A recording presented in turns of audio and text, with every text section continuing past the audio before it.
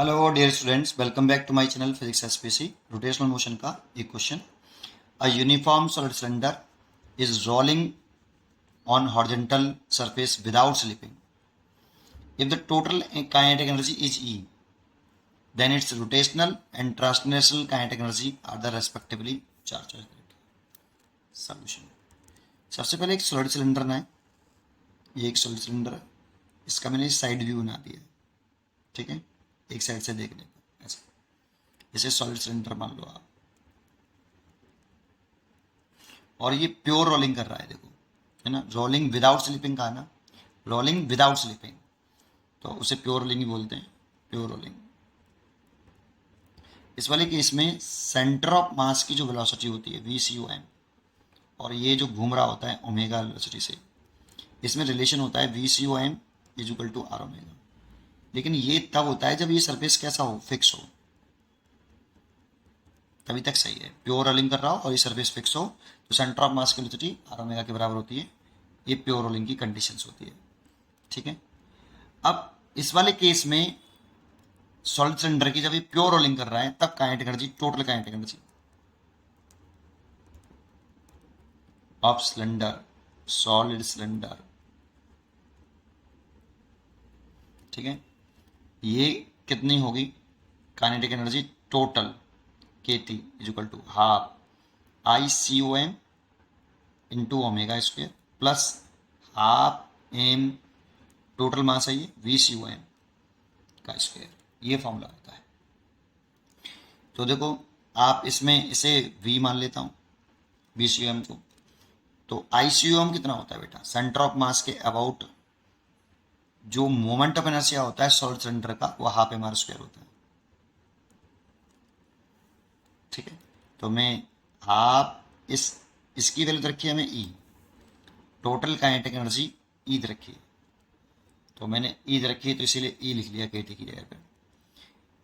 इसकी जगह पे लिख सकता हूँ हाफ M R स्क्वायर, और V के टर्म में निकाल लेता हूँ, क्योंकि यहाँ से ओमेगा लिखना चाहूँ तो मैं लिख सकता हूँ, VCOM को मैंने V माना है इसलिए V अपॉन R, तो मैं इसकी जगह पे लिख सकता हूँ V square over R square plus half M, capital M बना लो, एक ही M है बेटा, चाहे कोई कैपिटल M बना दो, ठीक है, इंटू रेडियस का स्क्वायर, वो V का स्क्वायर।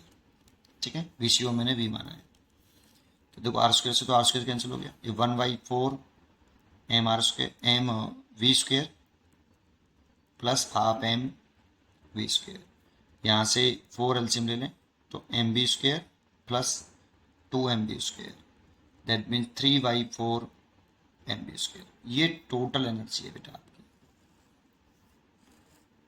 ठीक है, अब देखो ये वाली जो है ये रोटेशनल है और ये आपकी ट्रांसलेशनल है, तो वो कह रहा है रोटेशनल अलग करो, तो rotational kinetic energy, rotational kinetic energy KR लिख देता हूँ। ये कितनी है? ये 1/4 MV स्क्वायर। ये देखो ये वाली, ये 1/4 MV स्क्वायर, ये रोटेशनल है ये वाली, और ये ट्रांसलेशनल है।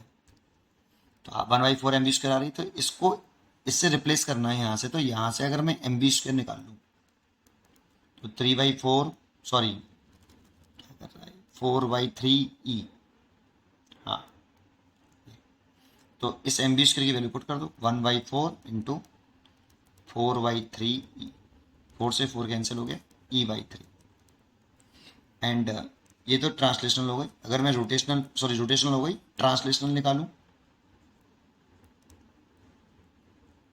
काइनेटिक एनर्जी, तो KT निकालूं तो वो देखो हाफ MV स्क्वायर है, हाफ MV स्क्वायर, और हाफ MV स्क्वायर की वैल्यू 4/3E, तो ये हो जाएगी 2E/3।